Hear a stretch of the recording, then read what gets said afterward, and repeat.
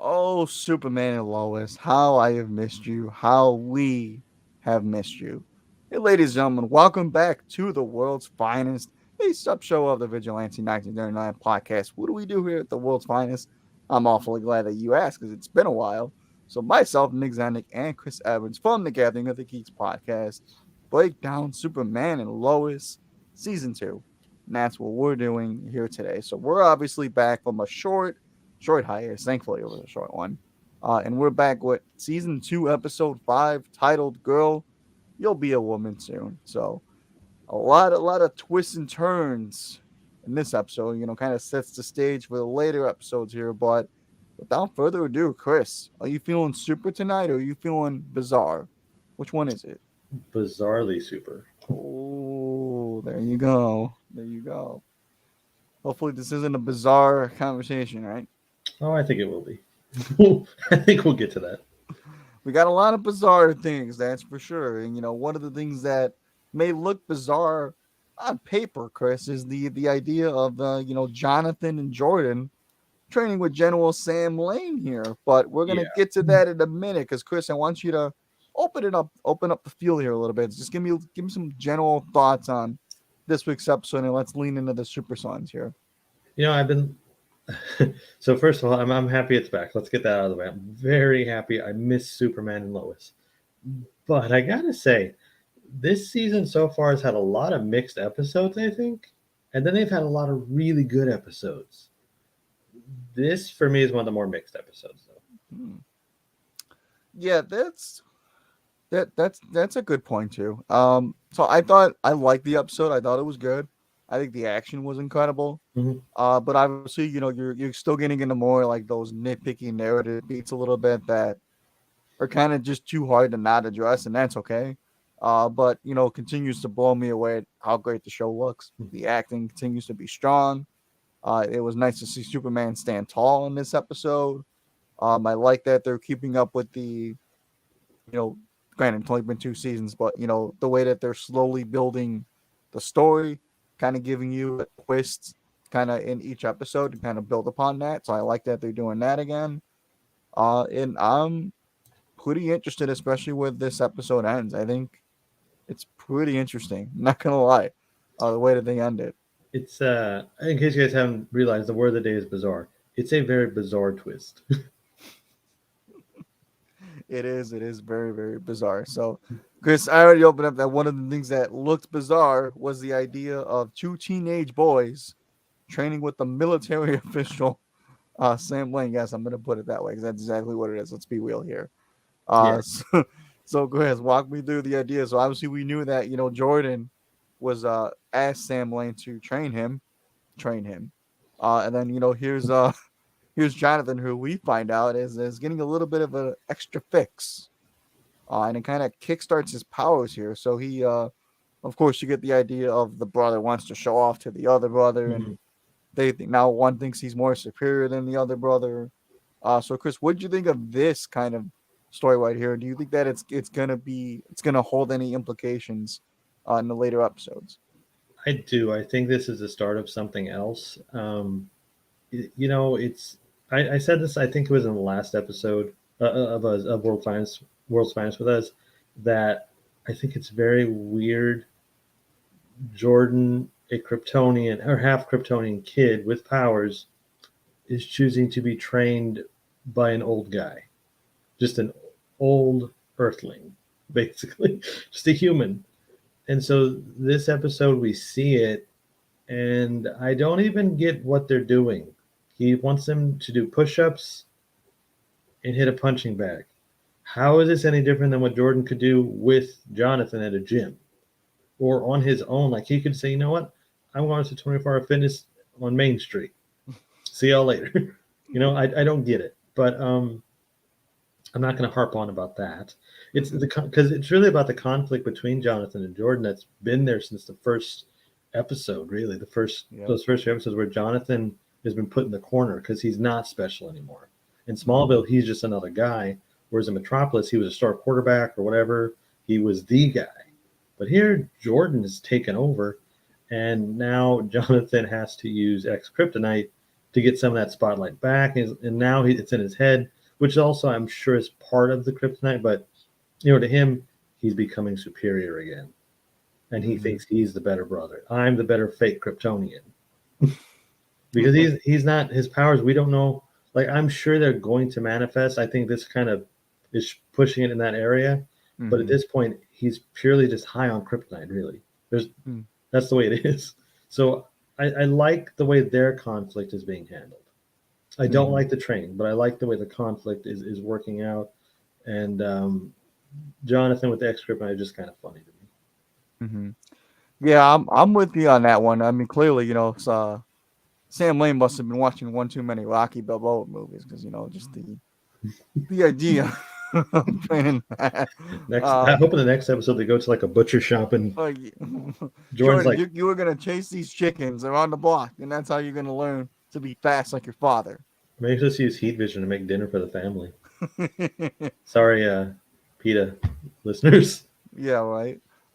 So I think you make a valid point too, especially when you look at it on paper. I think it would make more sense if it was Sam teaching the kids how to be more mindful, I guess, of things around them, like Mm-hmm. training them to know more of the issues that's going on with the world.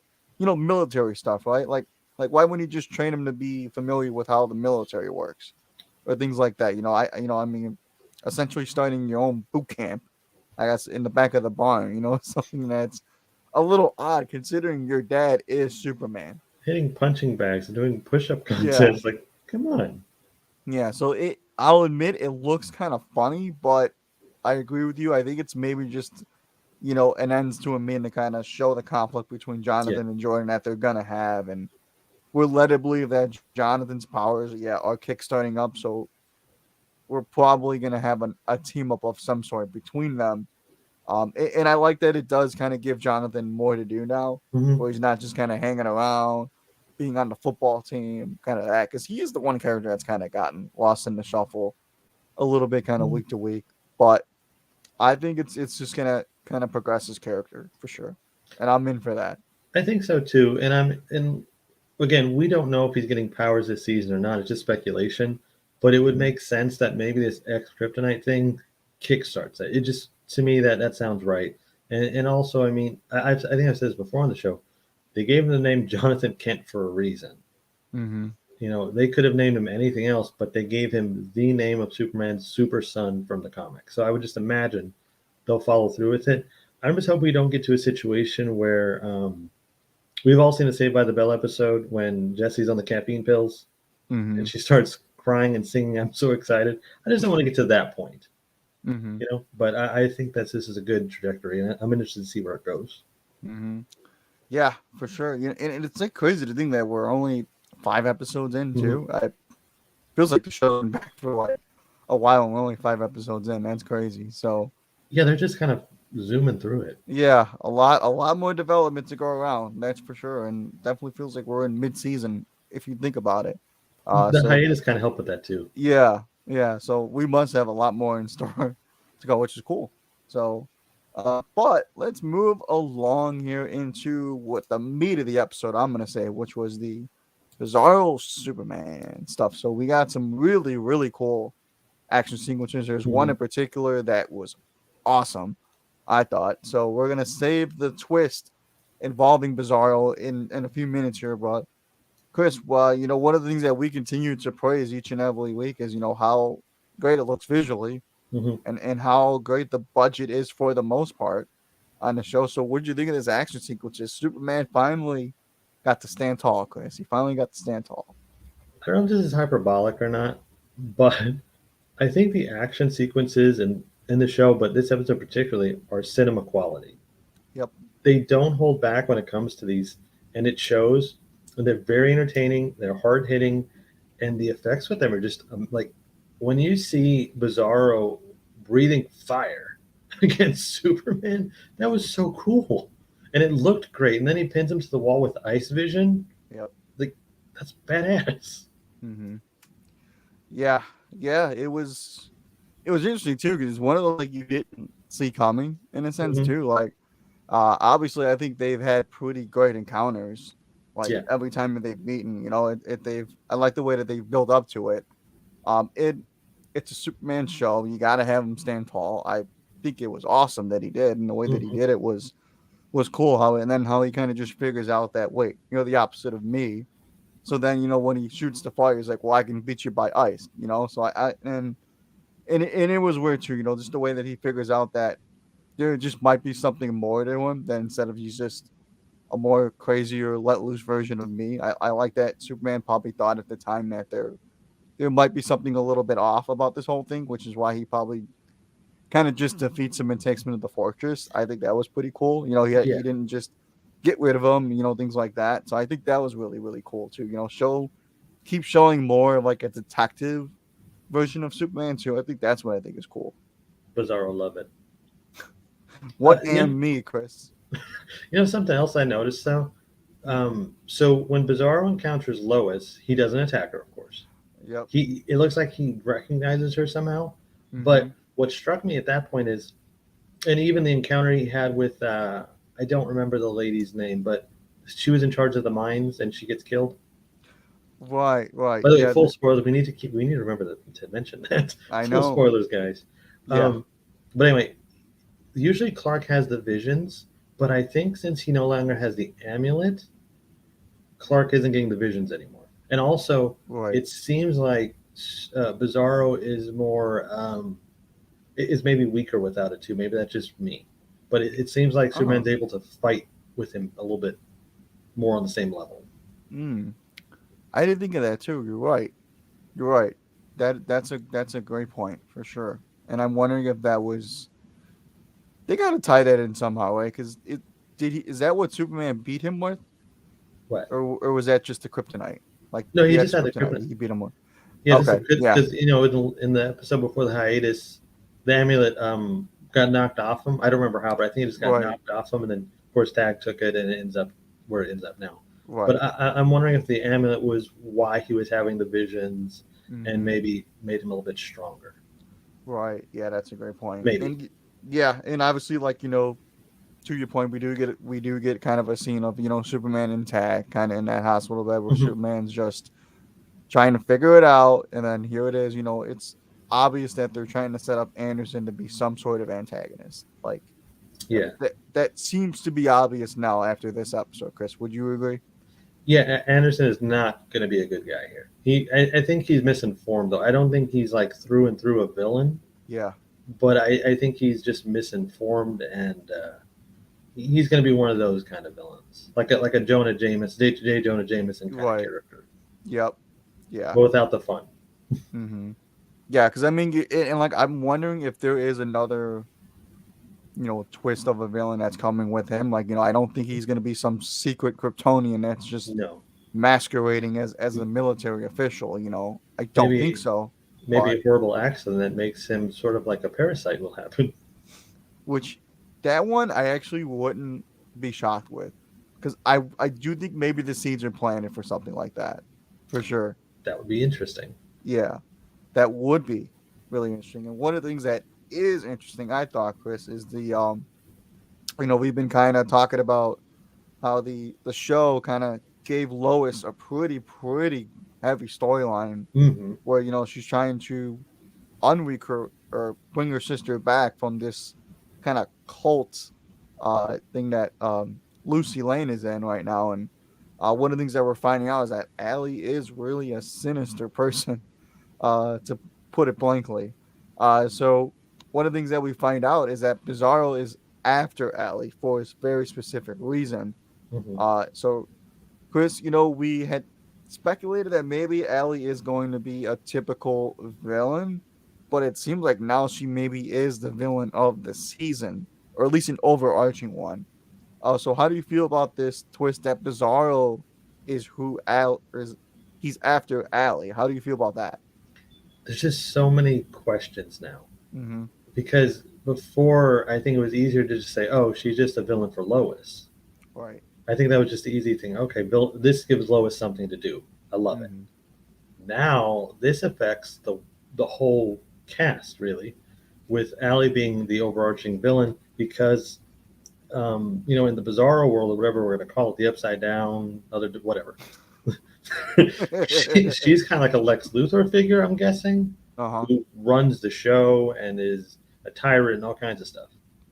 So that's a whole other thing. And then, we get that opening with young Allie, and we see the amulet belongs to her. Mm-hmm. So how did it even get to Bizarro? Mm. There's a lot of questions here. Mm-hmm.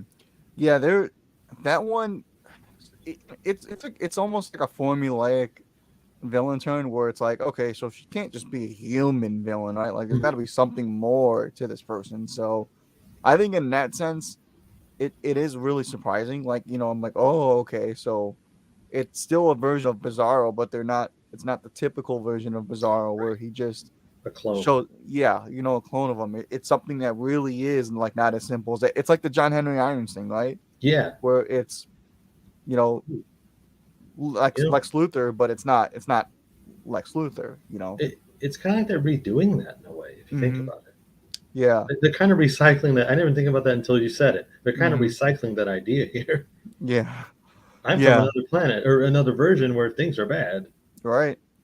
So except now Allie would be the Superman instead of, you know, that's interesting. I didn't think of it that way. yeah.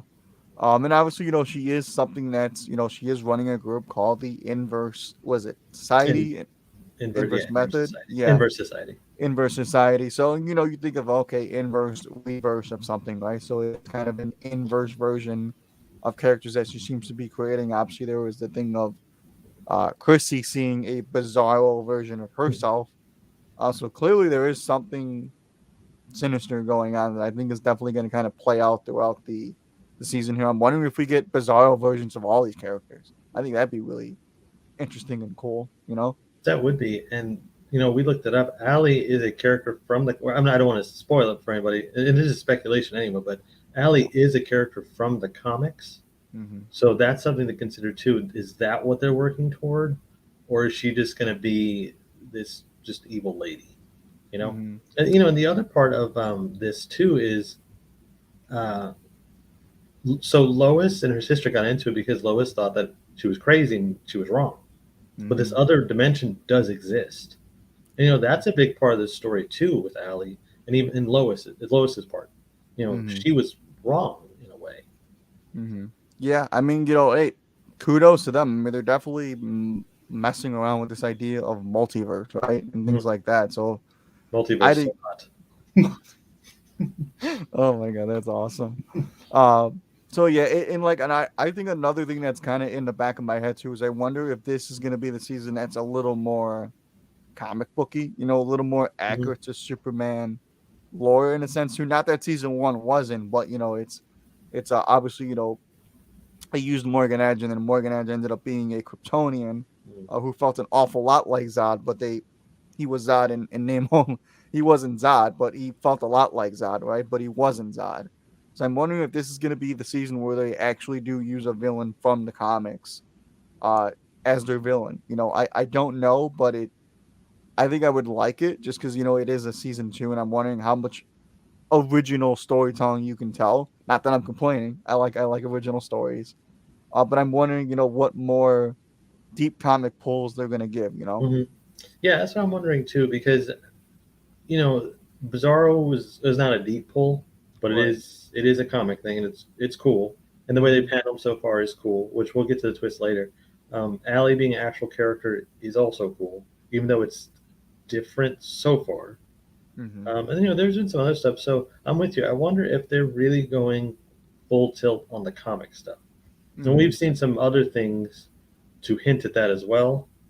So I'm curious. Mm-hmm. Yeah. So yeah, and we'll see. Obviously, the twist being that Bizarro may actually be there. He obviously says that line that he's there to kind of save his world and Clark's world. So that's pretty interesting too. I definitely didn't see that coming. I thought it was the whole sequence was cool. How they're translating his words. I think that was cool. That was. Um, and it's cool to see Hecklin play off of himself too. I don't know why. I think it's cool. And he feels different as Bizarro. I know we Mm-hmm. only got him like speaking correctly for what 25 seconds or something, but Yeah. it was cool to see it because he's not. the Clark we know. He's clearly a different Clark, so Mm-hmm. I like seeing it. Mm-hmm. And the Yeah. voice is different, I Right. believe. Yep. Yeah. So, we'll see. Obviously, I think that was a pretty good thing to drop within 5 episodes. So pretty excited to see what's gonna come of that. That was pretty cool. So, but the last thing that I think that we got in this episode was the overarching thing that was going on in the episode, which was Sarah's quinceanera. I think that's how you say that. So Chris, the Cushings, Smallville's first family, as we're calling them, are unraveling here. So, uh, Kyle, Kyle, bad man. You should make more ribs. That's all I'm gonna say on that part. Stick But to the ribs, Kyle. stick to the ribs, Kyle. Otherwise, people are gonna be ribbing you, which is what's going on in this episode. Zing. There you go. So, Chris, walk me through what you thought of the Cushing stuff in this week's episode. I don't like it. Oh, ouch. I don't like it. I think that the Cushings, the Cortezes now, I suppose, they are Fair. just a distraction I don't want. I know I've been harping on about them, Mm-hmm. and every episode, to spite me, seems to be adding more of them.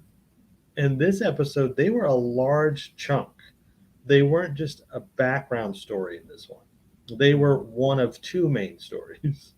Mm-hmm. And I just don't care. I don't care about the inner workings of the Cortez Cushing family. It doesn't interest me. I think Sarah is fine. I like all the actors. Eric Valdez, of course, Yep. as Kyle. We've sung his praises. Lana's awesome, Mm-hmm. but they take up too much of the episode for me. I don't. I didn't like. I didn't like it. And the quinceanera in the barn, like, it was just like a way to tie it to the Kent somehow. Like, how do we do it? Right. Put it in the barn. I just didn't like it. I don't know. It wasn't for me. I was actually missing John Henry Irons and Natalie in this episode. Mm. They to Yeah. me are more essential and more interesting than the Cushings, because the Cushings, you could see this in any other show on TV right now. Family problems. You can see that in any show. This is Us, Modern Family, whatever, Mm-hmm. except Full House probably. But there's show, if you want to see that, there's plenty of other shows. Whereas I I want to I like seeing the family stuff with the Kents. I like seeing the John Henry Irons family stuff because it's different. You know, Mm-hmm. there's something about it. Whereas with them, it's kind of run of the mill, by the book stuff, in my opinion. Mm-hmm. Yeah, I'm with you on that one. So obviously the whole family drama stuff, I think I'm with you too because again, it is kind of a testament of pacing and how you kind of edit your episode a little bit, where it goes from the Cushings to then Bizarro to then the Cushings to then stuff with Allie, right? So I think it's one of those, like, yeah, it's a 45, 42, 45 minute episode. It is a lot to throw in an hour show, right? uh you gotta pick and choose what's important, right? Like, they are main characters of the show, so you gotta show them doing something. I get it, but I do think Lana's speech was great, though. Mm-hmm. To Sarah, I do want to credit that. I think that was a pretty emotional moment. I thought that was well done because I know we've criticized Lana scenes in the past, but I think that was a really heartwarming moment between them. The stuff with Kyle, I don't really like because I think we've kind of said in the past, now it kind of seems like they're taking a few steps back with Kyle, where they've really done a good job at almost redeeming him and making him seem like a likable guy, and now it's almost like he's just this guy that betrayed his family, for lack of a better term, betrayed his vows to his wife, so, and that's some heavy stuff to play with, right? So I don't exactly know where they're going with it, but the whole idea of the mistress showing up to the barn just unexpectedly, because yeah, she's gonna get an invite to the daughter's quinceanera, right? That Of that's course, gonna happen, right? Of of course. course. The mayor So did. yeah, yeah. Oh yeah. Let's let the mayor come that wanted to get them out of Smallville. Let's just invite him as well. I bet Morgan Edge had an invitation too, but they wouldn't let him out. Yeah. I only took over your Dan's consciousness. Let me just invite him over. Just Man, I want to have a drink and eat too. Maybe dance. Oh man. So yeah. But we'll see where they go with that. It definitely was emotional, but I definitely gotta agree that I'm not that they really gotta start playing around with that too. It's not like they gotta be in one episode and we don't see them again for 3 episodes. Right, I'm right. not saying you got to do that, but uh, Balance. all right, you do gotta balance a little bit because, like I said, between jumping between Superman and Bizarro and then revealing the alley twist and then going back over to the barn, which feels like only 5 minutes has passed at that party. It's a little bit odd. Yeah, the timing was very like the timeline of this episode is all over the place for me too. I don't know when anything takes place. Yeah. It's really weird. But then, like with the Cushings, if you would take away the scene at the opening when it was Kyle and Sarah dancing, Mm-hmm. like take that scene away. Only have the quinceanera scenes at the barn. Just have Mm-hmm. that. I think that would have been more than enough to push the Cushing storyline forward. Mm-hmm. And Yeah. I think that would have been fine because there was a few scenes before the party. Just get rid of them. Just do the party. Mm-hmm. But Yeah. too late. I completely agree with you on that one. So, Chris, believe it or not, we were kind of just talking a little bit off air. That is kind of the crux of the episode. Not too much happened, but it was again another episode of Superman television. It's another episode of Superman television. So there's gonna be episodes. Um, there's gonna be episodes where not a lot happens. There's gonna be episodes where not a lot happens. So that's just gonna be how it goes. But Chris, wrap us up here and let us know where everybody can find you. Yeah, you guys can find me on Twitter at dacris70. You can also find the podcast that I do with my buddy Emmett Davis over at G of the Geeks. We have a live stream every Sunday, so come check it out. Awesome. You all go do that because you are now legally obligated to do so. You guys can obviously follow me on Twitter at Nick Zanuck. You guys can most importantly follow this show at Vigilante 1939. Or if you're listening to this episode the very next day, you're going to want to subscribe to the YouTube channel because we're going to have a live stream pre-gaming the hype for the Batman. So please subscribe to the YouTube channel so you don't miss that out. That's going to be Friday night at 8:30 Central Standard Time, where you might just see a certain gentleman on the screen right now popping up. Maybe you'll see.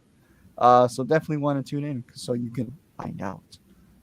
But until yes, and he is absolutely coming. So, and of course, if you like this video, please give it a thumbs up. That would be much appreciated. And please also comment the video is comment your thoughts on the video as well, because the more comments and likes that are on a video, obviously the more that the video pops up in the algorithm. So that would be much appreciated. But until episode 6 of Superman and Lois, we'll be back. So for Chris Evans, my name's Exonic, and as Michael Keaton's Batman always says, I want you to tell all your friends about me.